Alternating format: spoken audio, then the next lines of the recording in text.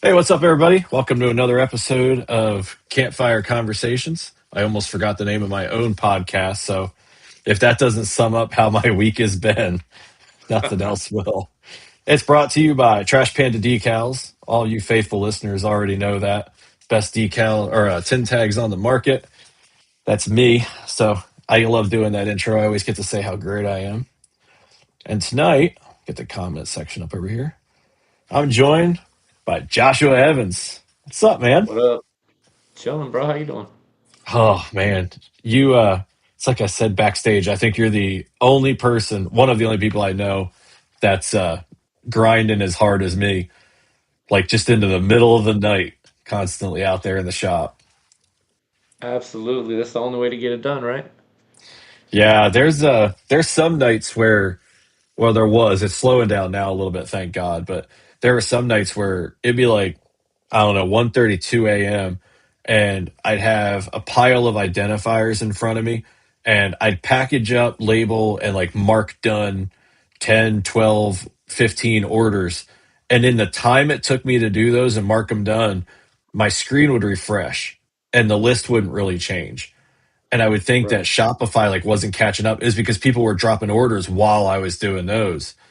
And I was just like, it's a good problem to have, but Right. it makes for some late nights in the shop when you go to sleep and you don't feel like you made a dent. No, absolutely. I understand that, man. I've been painting now, painting baits that is for the last couple of years. And this year is the first official, like I did the whole LLC, like I'm gonna do it. And it's been funny because I've got a whole list of customers and buddies that are already hitting me up like, hey man, what colors are you gonna have this year? Da da da da. They're ready to buy them. And I'm like, just wait. I've got this expo coming up on the 21st, this Saturday. And so I'm trying to get as many baits ready for that as possible. And then a week later, I'll be standing up the website, social media page for Mex Custom Baits, and everything else. All the media pages, and then I'll have the full offering up, and it'll be available. But it's been tough, man. Like it's hard to be like, yeah, man. I'll make a note to get your baits, square away Hmm. once I'm done with these, 600 that I'm painting or whatever it is for this expo. You You know. sent that one to Um, the group chat, and all I could think was, like you said, people hitting you up for baits. That one with the chartreuse in it that you shared, what was it last night? All I could think was smallmouth. oh, That dude, like. that Let thing me is put on a glove beautiful. because those are not clear coated yet. That's my upper bay oxbow color. They're not clear coated yet, so I don't want to handle them with my bare hands because oils and then clear coat doesn't go right. Does that mess with the finish and all that? It does, yeah. So let me see if I Yeah, can. What the hell? yeah. Hold on. That was. Were you able to see the color? It looked like a mirror. That was cool. Oh It yeah. looks like a green screen. What in the heck? Okay, hold on. I did something when I was tinkering with things, and I think I. I'm not gonna lie, that was pretty cool.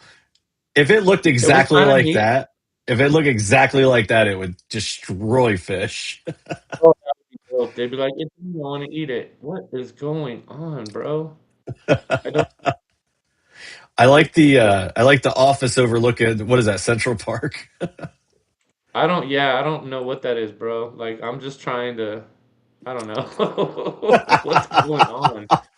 How do I turn this off? I don't know. I didn't even know you could do that. Dear God. Give me a sec. Sorry about that, folks. Oh my god, that's What's my funny. virtual? There's no way to. Oh, there it goes. How about now? Oh, there you go. Yeah. All right, so let's try this again, huh? There So you yeah, go. for That's the those one. that don't, I am a huge fan of Excaliburs, which many know as one of the best lipless traps ever made. Um, so some of my colors for 2026 are actually kind of like paying homage to some of the Excalibur OG colors that I was a huge fan of, that a lot of people are a huge fan of. I'm trying to give an affordable alternative to folks rather than them spending 30 to 50 bucks for a bait. That's crazy. Um, Yeah, I would lose that but thing yeah, in 2 seconds. oh yeah, I mean, and some of the colors, like this is one of the colors actually I'd been planning on doing anyways, and then Greg hit me up and said, "Can I do a Florida Shiner, a golden shiner?" And so I did that. But that's actually a perfect example. Like, hey man, I got a color for you to try. Da da da da. Fortunately, I'd been planning on doing a golden shiner anyways. Only kind of Yeah. what he wanted that wasn't Yeah. out there. Um, it was perfect timing, really. Oh, there's one I want for sure. I know you've been grinding, so I haven't been bothering you, but like, so I'm not a huge crankbait guy. My buddy Noah Yeah. Witten is massive crankbait guy. Um, all and it drives him crazy because all I ever throw is Berkeley Money Badgers. Like, Okay. and I know that's wrong, but when I first started bass fishing, Alex Rudd did some videos about those. And so I picked one up and I started throwing it, and the thing did phenomenal. And what I found is I've got one that's in like an FX shad, basically just looks like a straight up silver shad. And then I got Right. another one that's in that orange rock crawl kind of fire color. But Yeah. what I really want is a crankbait that's like silver shad, typical shad on one side, orange Oh, reddish okay. I see what crawfish you're saying. on the other, and then on the bottom, just like that rusty bluegill copper belly kind of look. That's easy. Yeah. It just seems like it would catch fish. Let me not die with the rest of this week, and I got you. Dude, that's so relatable. I had people reach out and they're like, "Could you do something like this?" And I'm like, yeah, I think I could. And they're like, cool. Can you like work something up? And I'm like, yes, not yet. um, Right. like there's a great example. I've got a collaboration thing with Chad Hoover that I've had mocked up and everything for like 2 weeks. And every time I remember that I need to like shoot him a message to work out the detail, he's good about reaching out to me.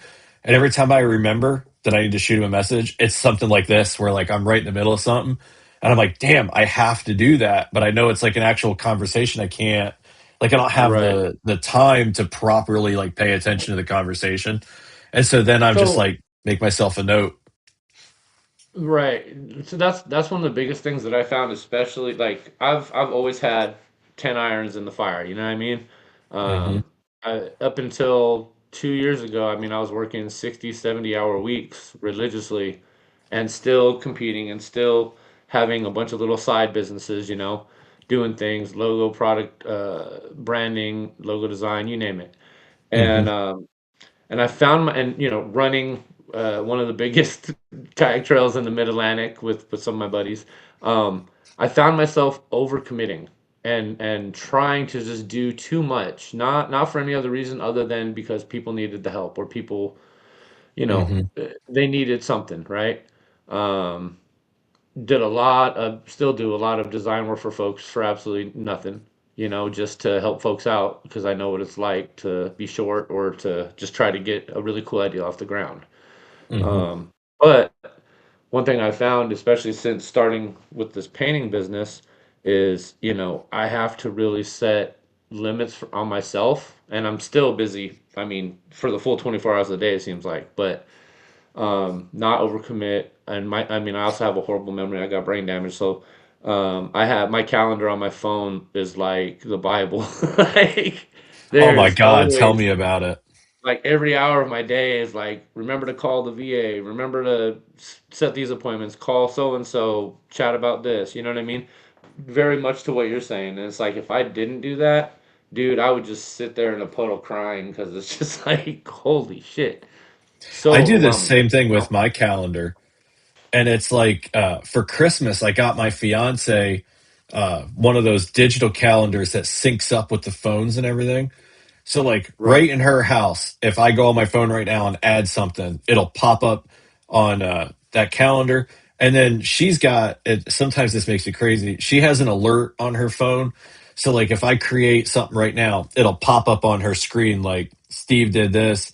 And sometimes I'm just doing it to try and like a good example, Kayla and Tommy Bench here in Missouri, they're doing some kind of like get together thing, like a Sandbar River kind of thing, like float down, come have lunch, whatever. And it's on I want to say June 6th. So I'm not thinking. I have my whole May is blocked out because that's the month I'm getting married. June is blocked out, July is blocked out. Like I've got nothing in those 3 months. So I was like, oh, okay. I'm like, June 6th, that might not be a terrible idea. Maybe I could grab Kelly and Kira and whatever. So before I forget, I just pull it out and I'm like, June 6th, maybe, I put maybe in front of the event and I name it and I don't think anything else of it. And she sees the alert and doesn't say anything right then and there. But then we're out with some friends and we're talking about like calendar comes up and she goes, yeah. And then you put something on there like the weekend before our wedding. Because in my mind, it's June 6th. Didn't even occur to me the wedding is May 30th and it's literally the Saturday before. So Right. she's gotten good about she sees the alerts and I imagine that she just looks and she's like, what an idiot, and it just moves on. But that shared calendar is like a lifesaver. I put so much Right. between my Apple calendar and my Apple Notes. I'm the most disorganized, organized person I've ever been. I challenge you to a duel. Um, no, you know what? My wife, dude, she's got a memory like a steel trap, and so do my kids. So they have their own internal calendars, and they're like, "Yo, Dad, what about this? Hey, Josh, what about that?" And I'm just like, "Okay, cool, got it." You know? Hey, what's up, Yeah. Kenny and Jonathan in the chat? What's cracking, boys? What's up, guys? Gonna see y'all soon. Yeah, that's how Kelly is. She's got a really good memory for that stuff. And my daughter, she likes the whole calendar thing, and she can remember a calendar better than me. Um, but yeah, I've got a big glass calendar actually too up here on the wall.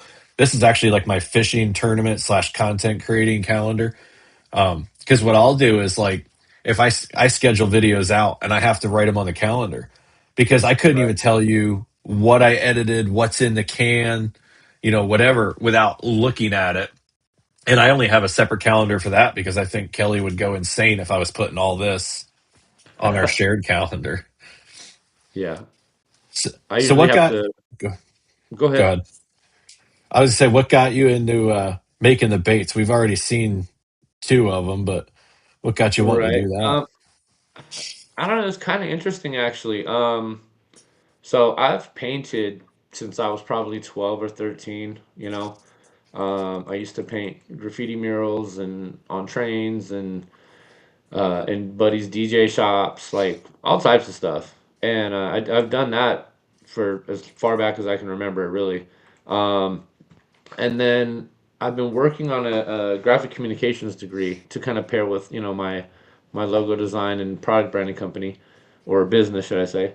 And I just started, messing with stuff again. I got a little portable airbrush off of like Temu or something, Hmm. and just tinkered with it for a couple days. And then I remember I actually showed Andrew Blair. Funny enough, I went by his house when he was still up here in Maryland, and we were just chopping it up. And I showed him a couple, and he's like, "Dude, why aren't you selling these?" And I was like, "Nah." You know what I mean? Like, I'm still Hmm. figuring it out. It's just, I'm just messing with it. And he's like, "No, seriously, dude, like, these are dope." And I was like, "You really think so? All right, cool." So like, I really kind of just chalked it up to that was really, him just being nice. You know what I mean? I mean, I know what I can do, Hmm. but this was a whole new adventure, different direction. You got to figure out so many little intricacies. Paint viscosity and the different clear coats and applications and all kinds of crazy little things that you wouldn't think of when you look at a crankbait that's in the store, or a custom one that somebody painted, especially the custom side. The bigger brands and stuff, they have factories and they got people in there, and it's very automated to a degree. Even, some of the patterns on the crankbaits are stamped on there, which is crazy. Um, but then when you really get into the nuts and bolts of it and you're the one doing it, like there's a lot of time invested in each bait, and you got to find different ways to kind of make it as efficient as possible. Um, but yeah, so Andrew convinced me I should probably start selling them, and then I said, okay. And I went out and I got a nicer airbrush, and I was like, no, this is pretty cool, but it's I got to clean the brush between every color and all this stuff, and that was annoying. So then I went out and I got a bunch more brushes, and then but they were all cheaper quality, and it was doing the job, but it wasn't quite what I wanted yet. And then I finally bit the bullet, and I bought myself several of the Iwata airbrushes. There's different models with different Yep. needle sizes and all that. That's what I was And going to ask is if you had moved up to the Iwata. Like, I don't have a ton of airbrushing experience, yeah, but I bought like a cheap kit when I first started. And then right. I grabbed one of the Iwata, however you say it. And it was just a massive difference in the Oh way yeah. that they spray and cleaning them and everything else. Yeah, and I was one of those people that I was like, nah, it couldn't be that big of a difference, right? It's name brand stuff. It's just like, I mean, for lack of, well, I'm not going to use that example, but basically, it's lower quality stuff, right? And the components and every aspect of them really. So when I got these nicer brushes, I was like, oh well, okay, now I can be even more efficient. I have like a little tree with like what is it, six different ports on it for hoses, so I could have six different colors running at one time if I wanted. Oh, Just nice. adjust which one is getting the air. So that's helped in cutting down time significantly. As has just the experience in figuring out how to be consistent, bait over bait, batch over batch. That's been Hmm. that's been probably the most interesting part of figuring all this out. Um, a lot of people don't talk about it like, oh, yeah, I've been painting for years and now I make dope shit, right? That's like kind of the progression that you get, right? But the getting there part has been something that I've really found fascinating. Um, you know, little subtle things, mixing in different things to make the paint appear different. Whether it be different kind of like pigment powders or ultra fine glitters, things like that, right? And just kind of finding these cool color combinations and then actually layering them, onto a bait and adding all your little subtle details and stencil work if you use stencils and all that. And Hmm. then once you've done that, you know, uh, finding the method that you want to clear coat them. And that part, I've gone through like five different clear coat methods before I landed on where I'm at now. um, Well, do you and find it's that been man, the clear coat can really change like how the whole thing looks, especially in the water, right? Like you could put yeah, all no, this time into absolutely. the paint job and everything, and then have it not come out the way you want, just on the Well, clear prime coat. example. I got a bait right here. I'm gonna show you. So this right here is a color I call small jaw. Okay, Oh, I it's like that. like a little juvenile smallmouth. There's an old Excalibur color that's very similar, called Brownie. It was a Bass member exclusive bait that you'd get in the mail when you renewed your membership. Um, so I painted this, and originally this whole belly area and the underside, basically the second coat on the bait after the base coat, was a cream color, right? Hmm. Once I went ahead and did the clear coating, all of a sudden this that cream has kind of a almost like a little like a pinkish, like almost like a flesh tone hue to it. Yeah, Um, Still looks killer, but it's just speaking to what you were talking about, very that moisture and kind of the process of hardening. I don't know what it does, but certain colors it adjusts them, and kind of changes what that final tone will be. So, you a good know, name for that tone would be bacon fat. That's what the what's bottom that? looks like. It looks like bacon fat.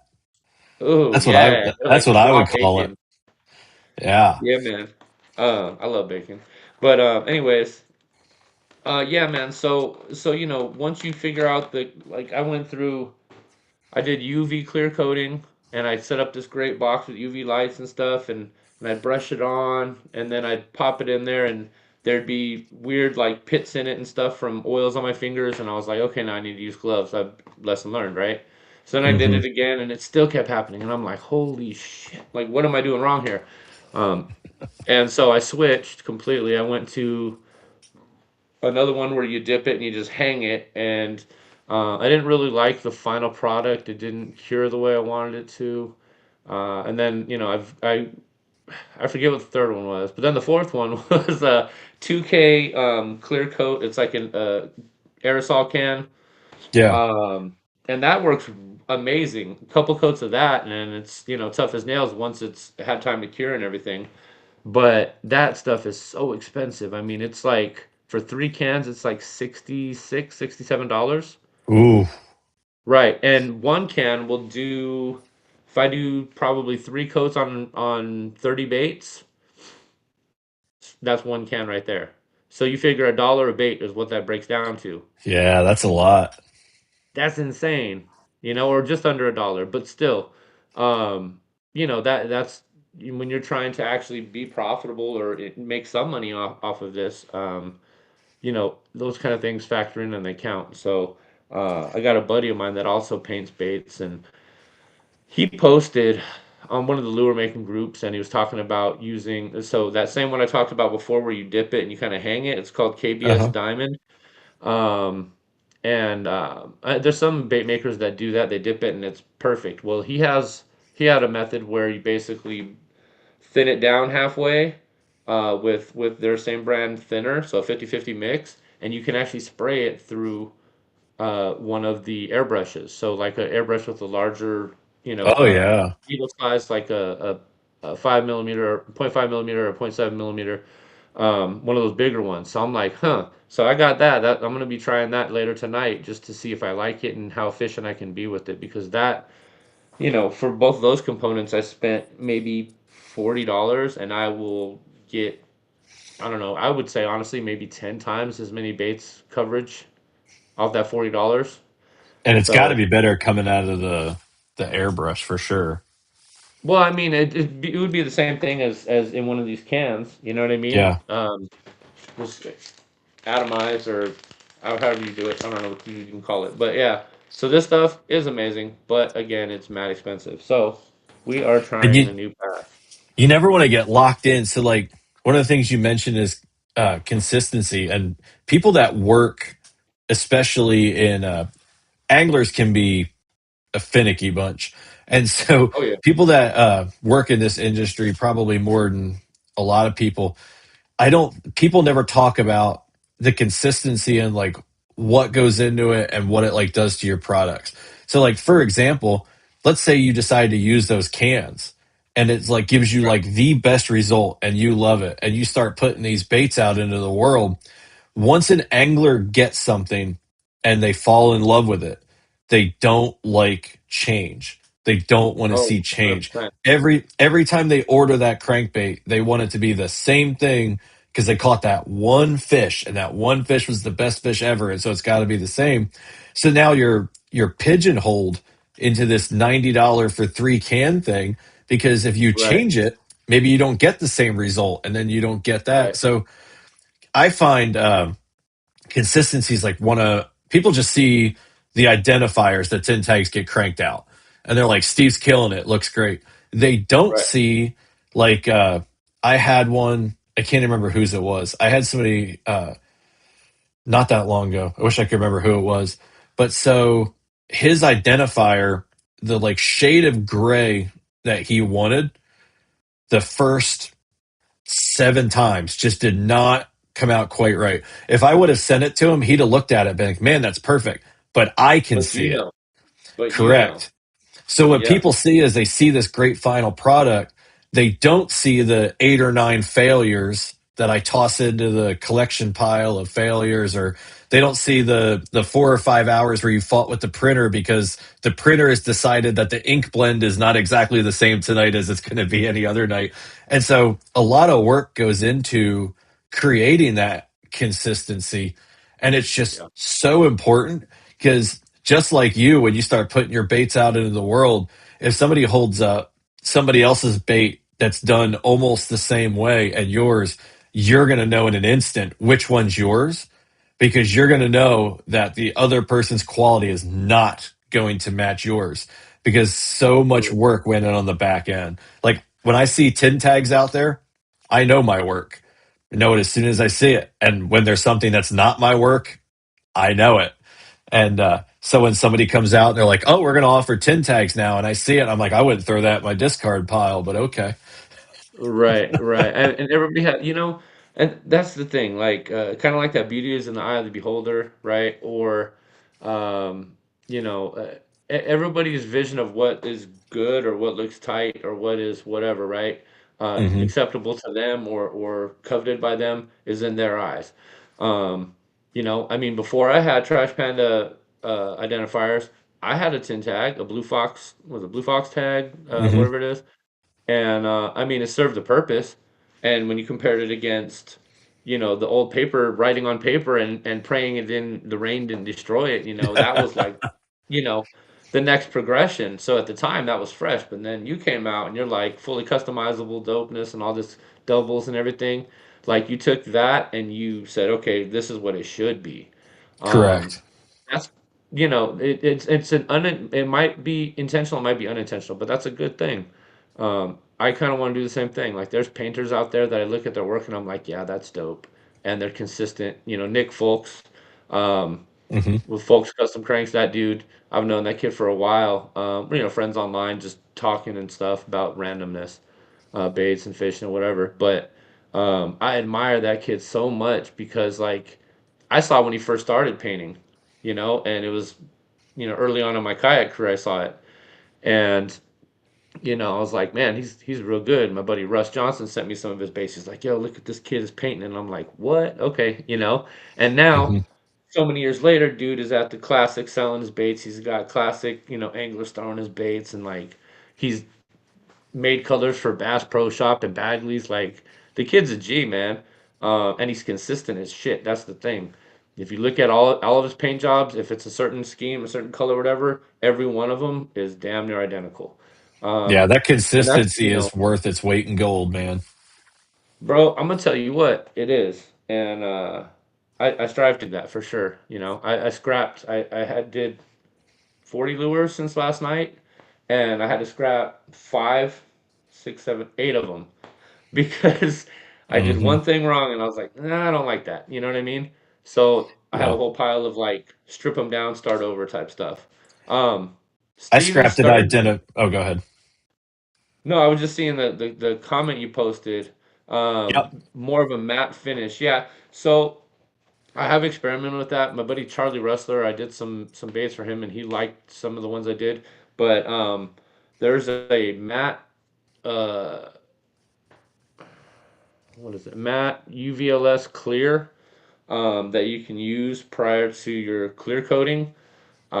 I think there's some clear coats that might be like kind of more of that dull finish, so you get that matte appearance as well. I haven't experimented with the clear side of it, but I've managed to pull off some pretty decent matte jobs. Um, Gotten really lucky trying to fumble my way through and figure that one out because that is difficult to pull off. But yeah, When I buy when I buy figured the this stuff out. commercial This stuff is baits, great.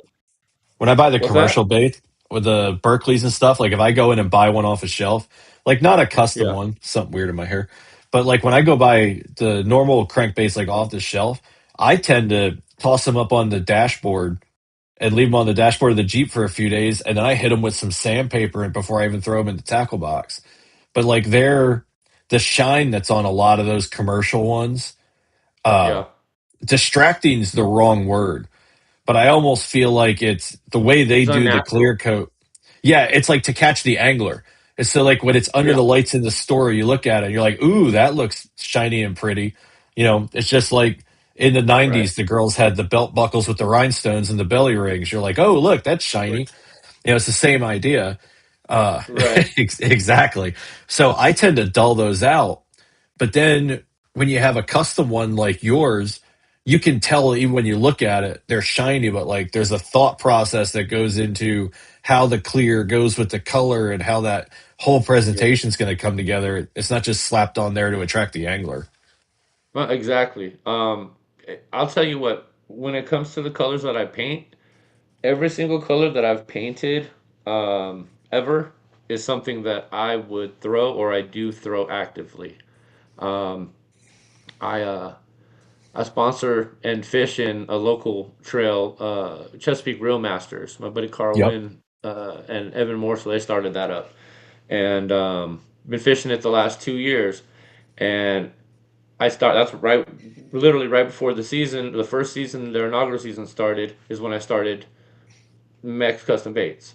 And Carl, I've known from kayak fishing and some other trails. And I said, hey man, I noticed they were kind of low on first year sponsors. I said, I'm just starting this crankbait painting business or whatever, and I could donate a couple crankbaits to give out at awards, each awards to help. And he said, okay. So I started doing that, and I started giving them the same colors that I was throwing in events and cashing checks with, the exact same colors. And I've got some buddies, Pete and Kyle Christovergis. They fish CRM with me. They've been my biggest customer since day one. I remember Kyle. It was his first kayak tournament ever, and he finished in third place right behind me. And and he said he liked the crankbaits and all that. He won a couple, right? And Hmm. then the next tournament, I think he went out and he caught fish on them. And he was like, "Dude, I love these things." And his dad is in my DM, Pete. He's like, "Hey, man, I need to come by and pick up at least two of everything you paint." And I was like, "Dude, you're cool. I like you." Um, yeah. So that's kind of how it started. Is just like putting it out there with people and getting it in people's hands. And I won Angler of the Year the first year that club was stood up.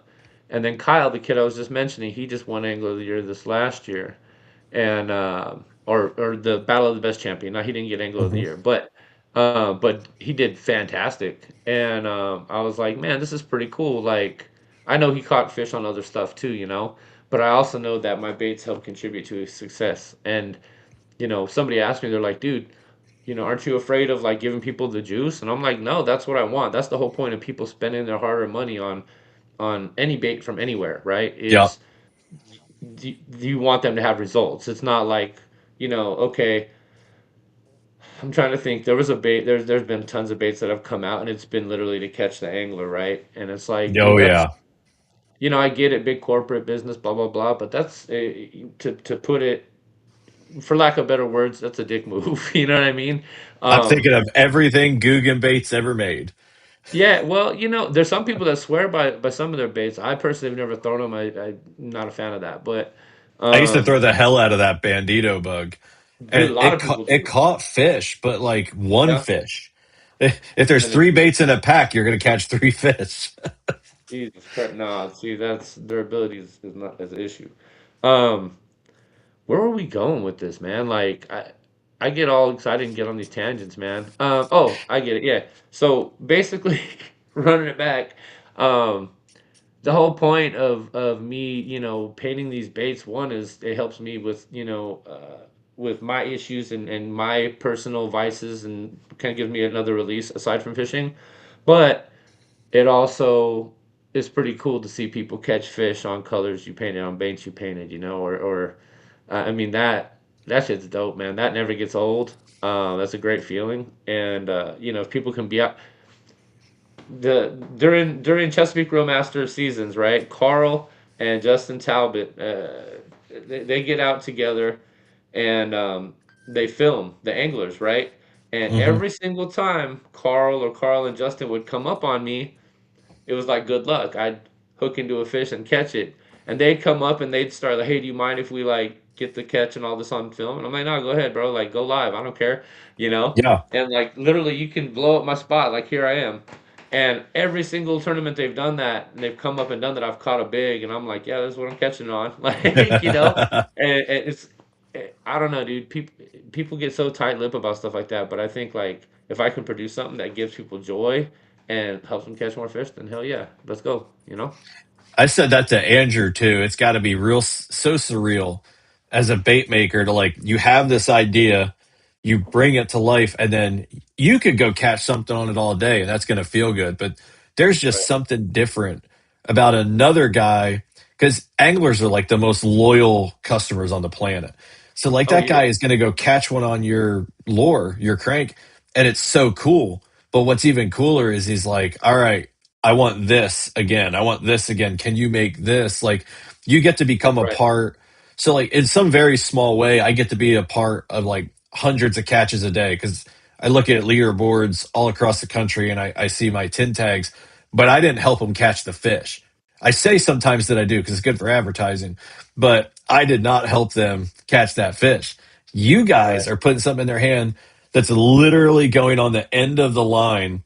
It's their connection between them and that thing they so desperately want to bite, and you get to be a part of that catch.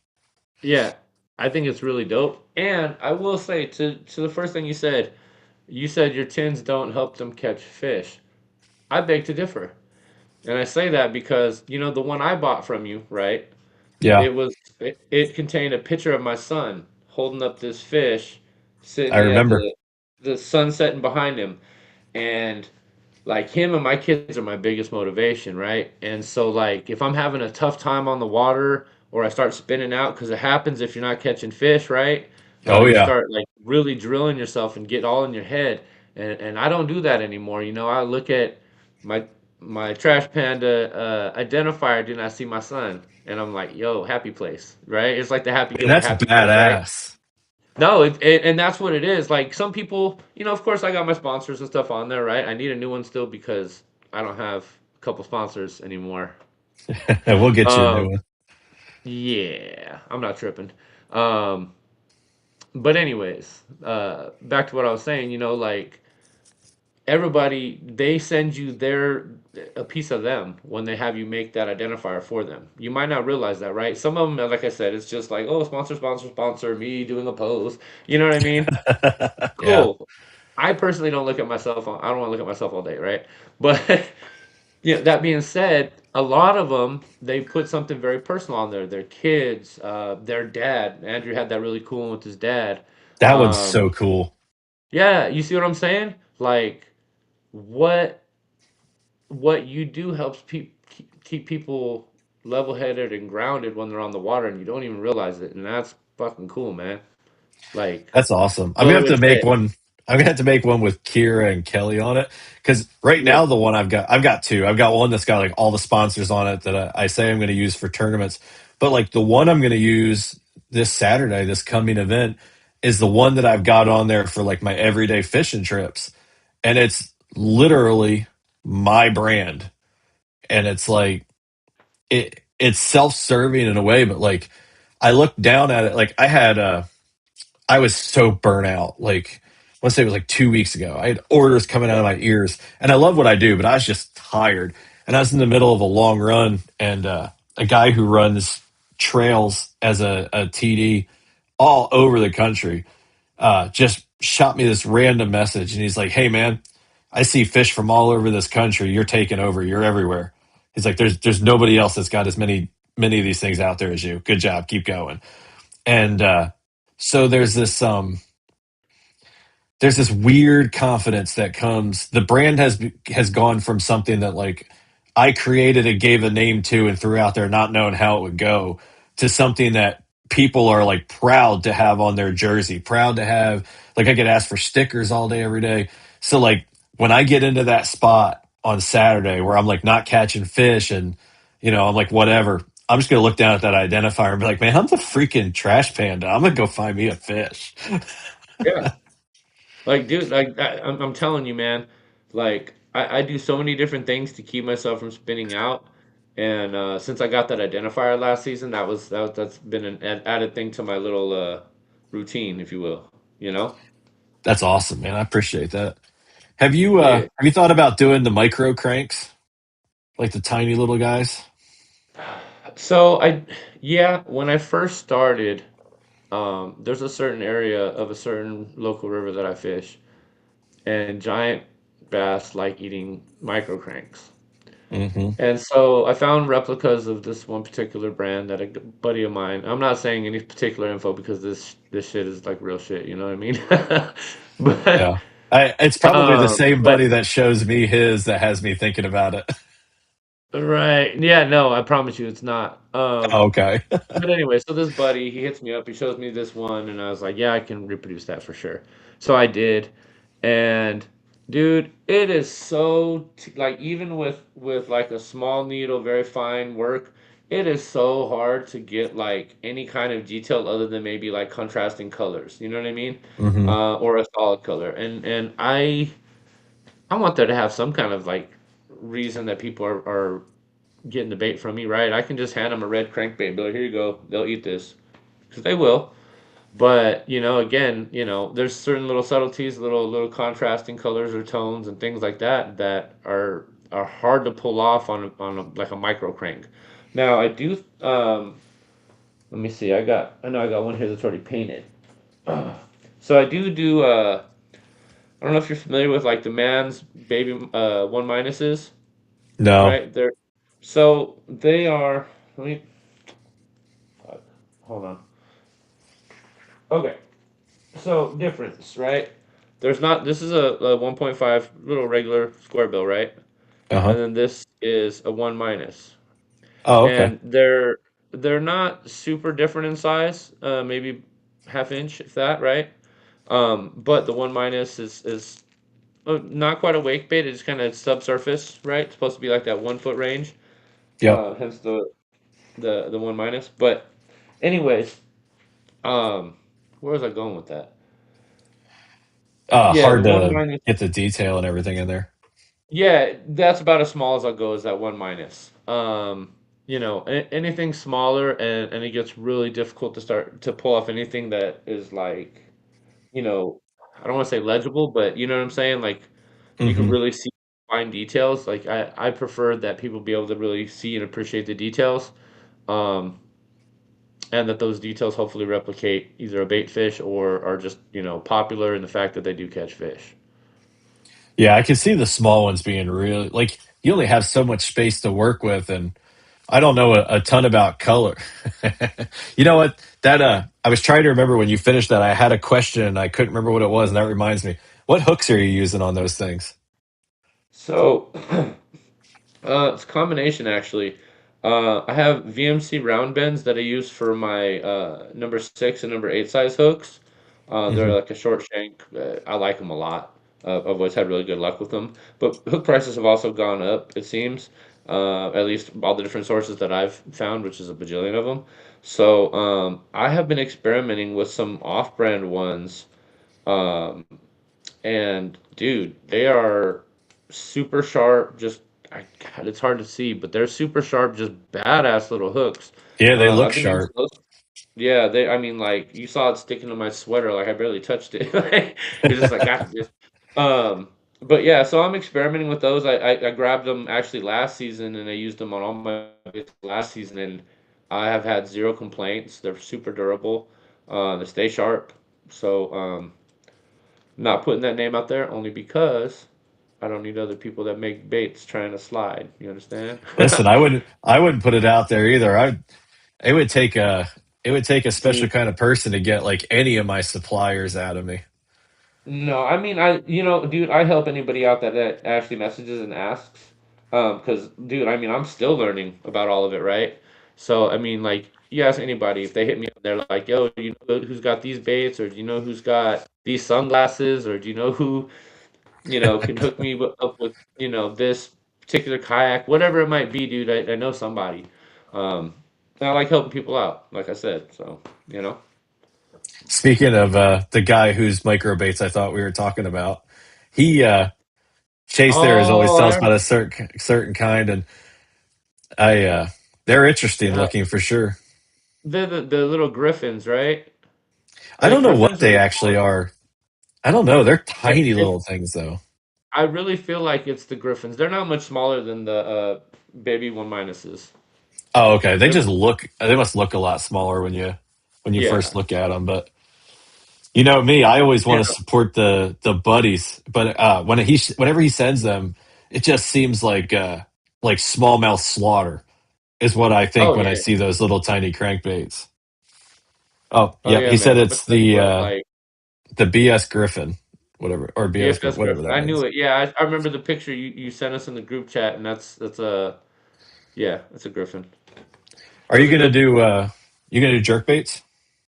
Oh yeah, dude. I've got 110s and 110 plus ones, I believe. Um, I just like I said, man. Like I've been for this expo that's coming up this Saturday. I I've been really trying to get the stuff out that I know, like you know, the time of year up here, especially because it's gonna be local folks buying it initially, anyways. Yep. Um, trying to get the baits in their hands that'll catch a fish right now. You know what I I bet mean? you sell out. That expo, I bet you sell out. I hope there's like 30 vendors there. I don't know how many of them are, bait painters like me, but we'll see, you know. I own one crankbait or a jerkbait, just one. It is a 110. I'm gonna have to take a picture of it because there is, if you could take this 110 and tweak the way it is for like what I'm looking for, it's gonna be dangerous. It's literally the only one I own, and if I break it off this Saturday, like it'll be gone. I've only ever bought one. I don't fish it like a jerkbait either, or like I just cast it out, and reel it back. I fish it like a crankbait. Chase said I throw the regular Griffin and the BFS size. Both are great. And you, oh, okay, yeah, some awesome smallies. Yeah, that's what we're talking about. Everything in my life centers around smallmouth now. After you caught that big one, I don't blame you. You think about doing any Glides are in the glides? future.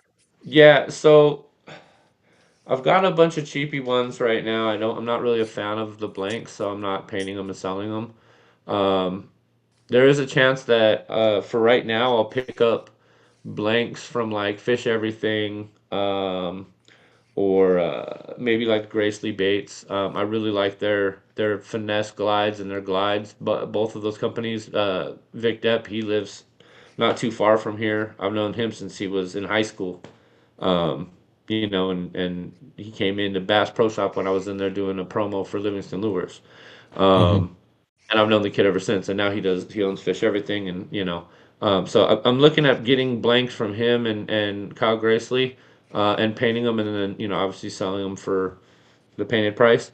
Um, but I would eventually like to come out with my own like finesse glides. The only problem is that the market is so saturated with bait makers right now, and when I looked at realistically, um, trying to pull that off, and that means like developing it to where it's perfect how I want it, fine tuning it even more, then painting them and still more adjustments and everything else. Like I looked at it from the big picture. I'm like, yo, that would be so time consuming. I've seen what these guys put into coming up with their blanks and their baits, and you know um, it's 100% justified the prices they charge. Honestly, you know what I mean? Oh Like yeah. it hurts, it kills if you lose a bait that costs you $80 or $180, but dude, a lot of time, a lot of R&D, and a lot of really just making it perfect has gone into every one of those baits. So I can appreciate that. And I'd be happy Yeah. to support them by buying their baits and then painting them and reselling them too. I'd love to see a glide bait where I could cut off my crankbait or my jerkbait, tie it on. Like I wouldn't need to have my own setup. Just like not a dedicated setup where it could just rotate through with the crankbaits and the jerkbaits. That's where like I think the real dialed in part of a glide bait could be. Dude, check out the Gracely baits, okay? Kyle Gracely, he makes this thing called the Finesse Shat, right? And it's a little, I think it's like 4 to 5 inches, 4.5 inches, something like that. Hmm. Literally throw it on my cranking rod. Um, and I have another little like a kind of a finesse swim bait rod that I use with it. And dude, I'm gonna tell you what, um, I really enjoy it, and being able to throw on the lighter gear. That's something that you can't do with some of those bigger glides. Not Yeah, comfortably. it's just one of those things where like the places that I truly love to fish are in the middle of it's funny because I just got to Titan, but they're in the middle of nowhere. Like the places I really love to fish are in RVR land. And so when I get the RVR out on those small creeks and stuff, the less things I can carry, the better. So like my Hmm. chatterbait rod is also my underspin rod. My Texas rig rod is also my shaky head rod and my this rod. And so most of my rods overlap with something else. And the majority of my rods are 6'9" chatterbait rods because Right. I'm with FX rods and I just the 6'9" medium heavy extra fast. I feel like there's nothing I can't throw on that. So the Right. more stuff I can overlap on those rods, the less things I need to take and just cutting and swapping, Absolutely. cutting and swapping. Yeah, that's I'm kind of the same way. If I'm pre-fishing for like a tournament, for instance, I think the most rods I'll ever have in my kayak is maybe eight. And then on tournament day, if I have any more than six, that means I'm going into tournament without a freaking clue as to what I'm doing. You're But junk fishing. yeah, well, I'm figuring it out on the spot. A lot of times I don't get any pre-fishing time because I do have a very busy life aside from fishing. Hmm. Um, so, I really sometimes do have to figure it out day of the tournament. Like, you know what I mean? Just kind of what would the fish do? I've And honestly go for stopped it. pre-fishing because Yeah, I started bass fishing. What was that? 2023. So this is only my fourth season bass fishing, and I found that when I would go pre-fish for tournaments, I'd put up a great five fish limit in practice. Can't win the event in practice, and then I go out the next day, and whether it was the weather changed or I sore lipped them or whatever you want to call it, I would go out there right, and just suck it up. So I just stopped pre-fishing. And it turns out that I still suck. It didn't really help, but it took away that depression of doing really well the day before. right. The last time I went to Lake of the Ozarks, I had never in like a half dozen events, I never got a limit at Lake of the Ozarks during an event. And then I went in October and I hit a limit. And I'm going to go back to the same place and see if I can replicate it. Oh yeah. Well, that's the thing though too that I've kind of figured out over time is I always had a bad habit of fishing history. Like Yeah, it it kicks my ass. So I still fish some of the same places where I've had success. Hell, I went to funny story. Season before last, right? The year that I won Angler of the Year for CRM, me and my buddy Jesse were both very familiar with a certain creek on the Potomac, titled Potomac, and everybody else in the tournaments would launch. There was two launches for this particular creek. They would launch at the back of the creek, and there'd be every boat in the tournament would be launching out of there, and they would all kind of disperse from there. Well, me and my buddy Jesse, we both determined that we like to fish the exact. Speaking of Jesse, what's up, I think bro? I figured that might be him. Yep. Oh, Jesse Ketchum. But dude, like we have some of the very same spots or very close in proximity to each other. So I think there were some tournaments where we were 50 yards from each other the entirety of the day. Yeah, dude. And that the spot that he's mentioning, dude, I think we spent probably four of the tournaments, maybe five of them, camped out on this big 50 by 50 section that was just literally, like he said, magical. Like you could sit there with a wacky rig or a spinnerbait or a jackhammer and just cast like any direction and you would catch fish. And dude, me and him would be lighting them up, going back and forth all freaking day. Like I could throw my fish and hit him, you know what I mean? And That's vice awesome. versa. And we'd have bass boats, dude. Like you talk about spot poachers, like the Potomac River is the nastiest with it. And dude, we would be lighting them up. What's up, Kyle? And bass boats, dude, would come in like on plane, dude, and they would just drop in, poof, like right next to us, and just start casting on our spot. Wouldn't catch a damn thing. And they'd be mad as fuck. We'd be casting over them, catching fish, and dude, it was a great season. I think I want to say we finished like 1-2 in the final standings for and at the Battle of the Best and in Angler of the Year, and man, I was sweating it too. I didn't think I was gonna win. I thought I had been eliminated. It was the whole thing. But um, but yeah, dude, magic spot, super dope. And sometimes you just know, like I'm fishing history, right? This has everything I want, Yeah. all the right characteristics, the right cover, the right you name it, right? And we both were just on that, so it was dope. Yeah. Me and my buddy Christian have a spot like that where we fish. It's unfortunately not in a tournament or we do very well, but we fish very differently. So, like, one of us will run it, and then where you'd normally pull off and just let it reload, the other one goes in, fishes it their way, tears them up. And through that stretch, we just trade off and rotate all day like that, just catching Yeah. fish. I Yeah. uh, I We had have a days like bad that too. habit. I have a bad habit of fishing bad history. So like my first, My first, I want to say I've been to Lake of the Ozarks six times. Hey, Steve. Um, yeah, Steve, pause real quick. Be right back. I'm a Cool. spitball while he's gone. At least I was gonna spitball. All right, let's go in the comment section real quick here. Josh and Amy, one of them this week. Yeah, it is a pretty good hat. You do need one of those hats. But yeah, so when we first got started, we were just talking about how busy we've been. So I'm gonna vamp a little bit while he's off taking care of something. And man, if you guys are watching this and you're waiting on one of your TID tag orders, it's coming. I promise. The 3D printers are running like 24/7. This I knew this was going to be the busy season, but since I'm coming into the second year with Trash Panda decals, I didn't realize just how busy it was going to be. Like I didn't know how many people were going to return and all that. So if you're one of the Trash Panda decal supporters, man, I just love you guys. Like super humbled. Trash Panda decals is definitely taken over, like leader for tin tags and all that stuff. And to see everybody return this year and just how busy it's been, I definitely know to prepare a little better for next year. January through March is going to be chaos. All right, So you're sorry back. about that. Hey, your Yeah, buddy sorry about that. Kyle said he needs one of those hats this weekend.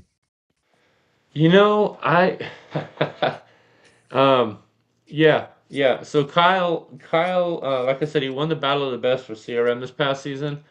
And one of the prizes was it's a big secure box, right? A fishing box loaded down with Mex custom based lures. So I plan on delivering that to him when I see him on Saturday at the expo, and there might be a surprise in there that looks something like this thing on my head. Oh, he's So going to be a yeah, happy man. he will definitely be a happy man. I promise you that. So you mentioned you were doing the graffiti thing when you were younger. Did you Yep. I might get his first name wrong. I'm definitely going to get his last name right though. Did you ever like get into the whole history and the story of that David Cho guy? Mm, the name sounds So super familiar. so he's the one he had stock in Facebook because Okay. he did some kind of art for the Facebook offices for Sean whatever his name Sean Parker. But Okay. so I heard him on Howard Stern one time, and like a lot of what he does is that graffiti stuff, and he makes all this money doing it. But he he like he did something for Sean Parker, and they were like, "Hey, we can pay you like 60K or whatever it was, or we can give you stock in this company that like isn't really even a thing." And he's like, "I don't know, I'm kind of a gambler, so I took the stock." And now he's Right. like a multi-millionaire, but he was like he's Korean and he was in prison in China, and it was Right. like is this whole weird thing. But whenever I think of graffiti now, I think of him because some of his stuff is just it's like crazy prolific and whatnot. And I'm always paying attention. I get blocked by a train at least once a week, and I'm always watching the stuff that Yeah. goes by. And you'll have some stuff that's like Katie Smith licks butthole, and you're like, well, that's not great. And another Right. one's like Oh, good G to know. Dwizzle. Yeah, somebody else like G Dwizzle was here, and it's like nobody cares. But then Right. there's like the lion eating the monkey on a motorcycle going down the highway, and you're like, that is cool. Right. Yeah, like that's something that's always been one of the most fascinating things for me with it is, seeing the places that people can put some of that stuff up and then the detail and amazing artwork that they come up with, you know. Um, it is challenging, dude. Like doing a top to bottom train car in the middle of the pitch black night, and you're trying to, you got rollers and you brought buckets of paint, or if you're doing it with cans, you got a backpack with like every spray can you can think of stuffed into it. Some guys just go off the top of the head. Other guys will have sketches that, I mean, we used to sit around my buddy's living room and just draw sketches of how we were going to hit cars because there'd be four of us and we'd Hmm. each hit a different car. And like, you know, it was one of those things. Like I would tape my thing up and I didn't really, if I got lost on it, I'd go back and look at it and be like, all right, cool. You know? Um, So yeah, man, like it's pretty neat to see your artwork travel around the country or show up somewhere or somebody posts a picture of it online. I mean, it's been years now, so you won't see anything anymore probably, but I used to be able to look back in my day, as my son always clowns me. Back in my day, um, yeah, I used to like to go and see that kind of stuff, or I'd 10 years later, I'd be on the freeway with my wife visiting Cali and go past a spot and still see something up that many years later, on a rooftop or something was like, that's dope. You know what I mean? It's cool. I guarantee somewhere there's still a toilet seat with the word Steve was here carved underneath of it. You're one of those guys, the people that carve on things. Ah, Oh yeah, it's I don't know.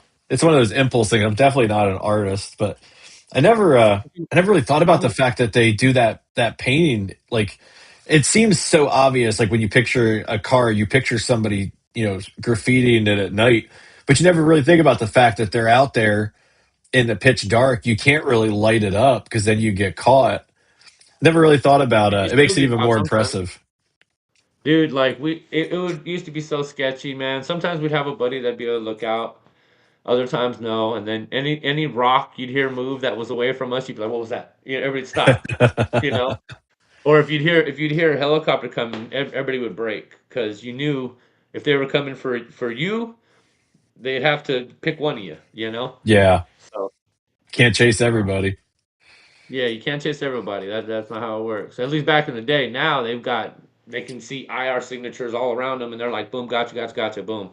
You know, Hmm. they drop pins on you basically. So we need to But come I don't up. do We that. need to come up with a color that's like smallmouth graffiti, like a Yeah, graffiti crankbait that's going to tear yeah. up So smallmouth. so one of the things I had planned on doing last year was doing a black book series, is what I call it, and it would be basically like I still have my old sketchbooks and stuff from when I used to paint Hmm. murals and stuff. And so the plan was to get those images and repaint them onto glide baits. And what I call my black book series. But again, that didn't come to fruition because then again I realized how much time would be consumed with just developing my own glide and blah blah blah, like I was talking about Hmm. earlier. So that idea got scrapped. But yeah, that's still something I'd love to do one day. Or when this whole thing blows up, because it will, and people want the like apparel, you can just do like a couple graffiti designs. Like, Yeah, oh, you could almost have like a dude graffiti and a crankbait on the side of a train. yeah, Would be something cool. yeah. I mean, so back when I used to sell baits, like I've sold baits forever. Even if it wasn't my own painted ones, it'd be like baits that I flipped and things like that, right? Like I've been doing that for years. Hmm. Um, and I used to draw like on the back of the bubble mailers. I would draw like a full like character and say, they'd be holding a sign saying thank you or something. You know what I mean? Like I've always incorporated it in some fashion. That's more work than people realize, because like all of mine, before I send them out the door, I write thank you and I sign my name. It's like a super basic thing. But when you get like 15, 20, 30 orders going out the door in a night, you sign your name so many times. I can't imagine sitting there drawing stuff for everybody. Yeah, I That would mean be it's not crazy. everybody. It's not everybody, but like say somebody bought more a lot more than most folks do, or you know what I mean? It's almost Um, like a golden ticket. yeah, a lot of times it would be like younger anglers too, you know what I mean? Or like say they talked about they used to paint when they were paint graffiti when they were a kid, or when they were Hmm. younger, and I'd be like, oh, dope. So then I would put something on there for them and be like, ha, yours truly, you know what I mean? Um, I yeah, love it's when the just kids order. another form of community, if that makes any sense. I had somebody put one in, and he in the notes it said, "Please don't put my name on it. It's for my son. He's like 9. He's like, I don't want to have a name on there, because he's a kid, whatever." And Right. he's like, maybe he'll get a custom one at some point. Well, when I sent that one out, I threw a gift card in there that takes 100% off one of the custom ones, and I Nice. put a little joke on there. I said, "P.S. I don't want to see this custom one come across with your name on it." And he took a picture and sent it to me. He's like, dude, I laughed for like 10 minutes when I read that. He's like, that was That's so awesome. He's cool. like, that's cool. My son dug that. And I'm like, yeah. I was like, when it comes time for him to have a name and stuff on there, hit me up. That code ain't going anywhere. And I leave when I create codes and stuff like that, I leave myself notes. So like, not to justify why it comes through, but then when that one eventually comes through down the road, it's like a reminder to me. It's like he could be like 15. It'd be like, hey man, in 2026, you made him one. He was only 8 years old, blah blah blah, and then I can put Right. something else in there and all that stuff. And so yeah, it's custom stuff. It's weird. I take a ton of pride in the custom work, like I know you do. And Yeah. sometimes there's a design or something you like so much you don't even send it out the door. But Yeah. there's a difference. There's almost more appreciation in what it means to everybody else than than like the actual product itself. And like I'll look at it and be like, man, this is really good. Or you'll do a crank and you're like, man, I almost don't want to even give this one away. But then that angler Right. takes it and does something with it that changes like their whole day, and they just like Right. it so They much. crush And it. yeah, there's a feeling inside that you just can't replicate with anything else. Agreed. It's super cool. No, I I'm agree. excited to see your thing take off and grow. Man, me too. I hope so. Thank you. If everybody could see all the stuff I see in the group chat, because every time you send a photo of a crank, I'm just like, my God, that thing is beautiful. And then, like I said, when you sent that one last night, I was like, that right there, that is my Yeah. kind of jam. Upper Bay Oxbow. Yeah, that's a jam, dude. I started painting that color last year, and then this year I tweaked it a little bit with that kind of like that metallic pearlescent blue. I changed the blue. I had like a darker, more just like regular tone, like midnight blue as the blue Hmm. on it before, and I liked it, but it wasn't what I wanted. And if you look up Excalibur XR50 XRK50 in Oxbow, this color is very similar to that. It's my take on that, if you will. Like some slight color variation and distributions different, but um, same basic gist. Um, and I dig it, man. It's cool. It's always cool when you can take something out there and do your own thing with it, because there's so many. There's like three different types of hard baits out there from like what I see. There's the commercial stuff that's cookie cutter. Everybody's got the same.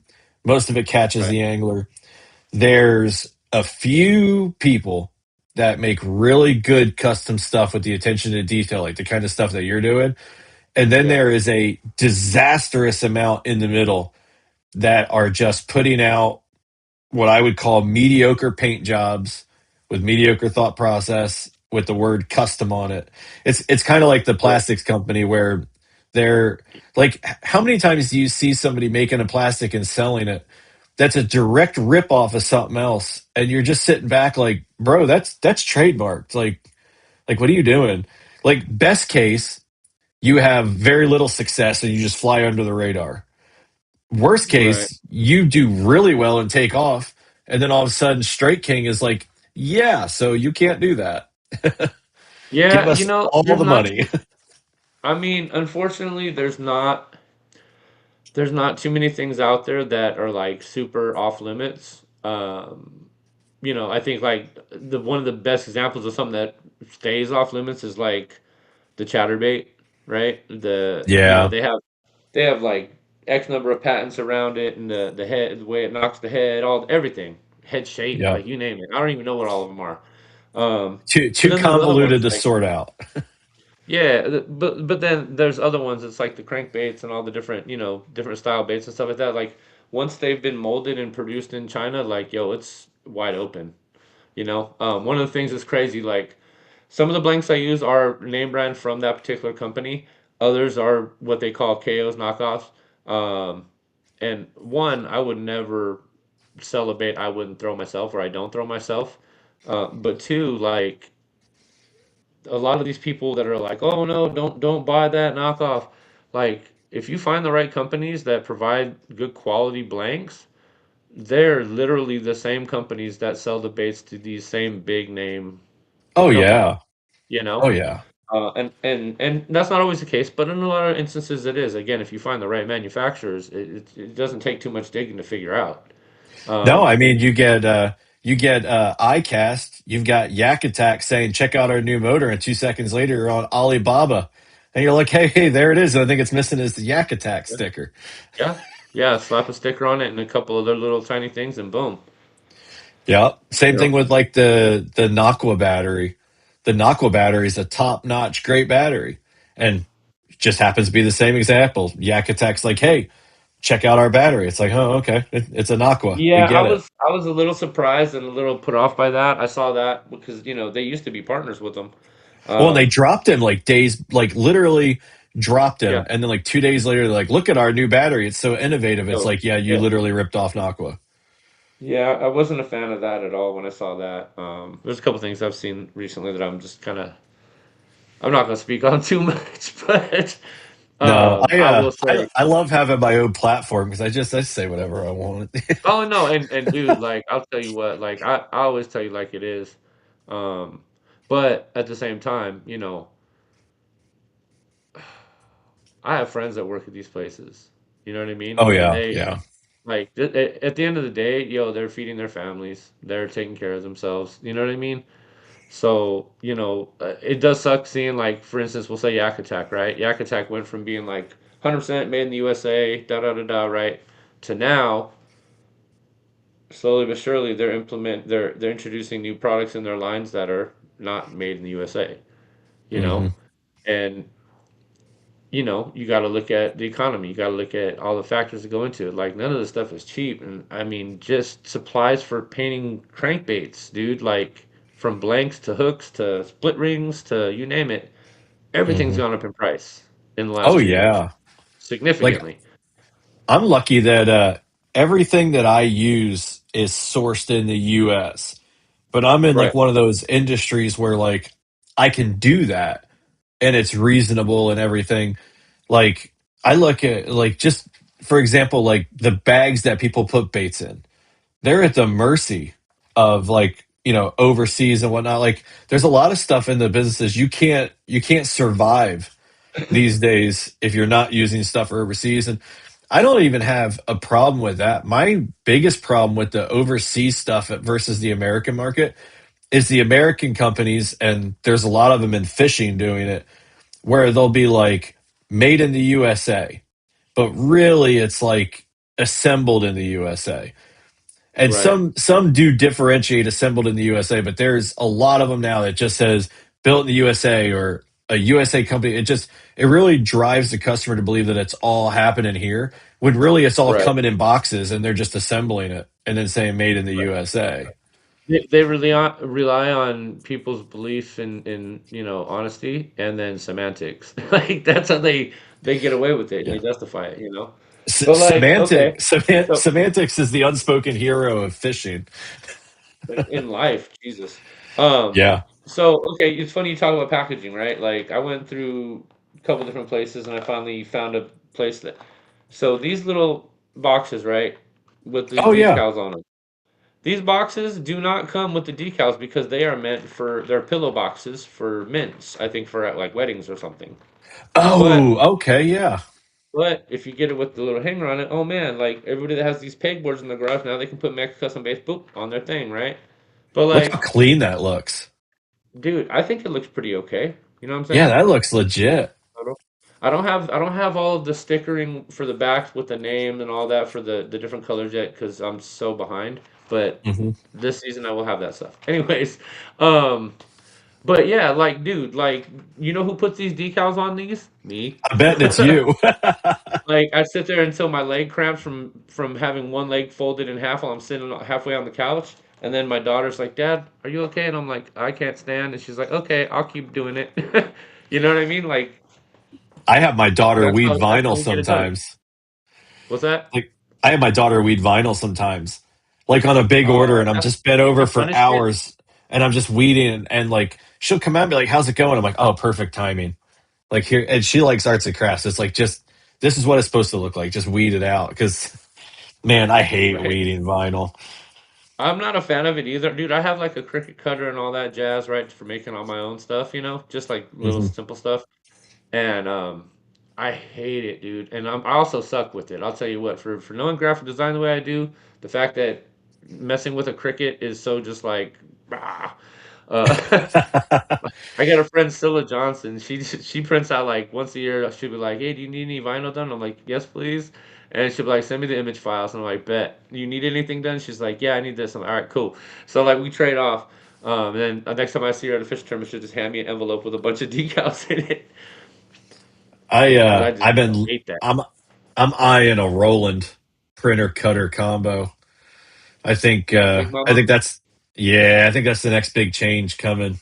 Because it's funny, it's Trash Panda decals, but like I do vinyl to an extent, but like I don't do stickers. Like it's funny. I was just talking to a guy the other day because I got a quote on stickers and placed an order with him, and Andrew's buddy. And I reached out to him Yeah, and I said, "Hey, I know it seems ironic, but despite the name of my company, I don't do these, and like I need them. But I want to get to a point, like one of the most untapped. There's people doing it, but it could be better. It's kind of like what it was before with the tin tags. There's somebody doing it, but it could be better. right. I wanna get one of the big Rollins and invest in it, and I want to do full color print cut out the door uh, wraps for the kayak. So like, let's say you've got the Titan. So you're like, hey, I've got a Titan 12.5, and this is really Right. what I want. And I've already got the template for the Titan, and it's measured out. And I just go in, I do the graphic, I send it, it prints and cuts it, I roll it up, you send it, you stick it on the side of your kayak. Done. Just done deal.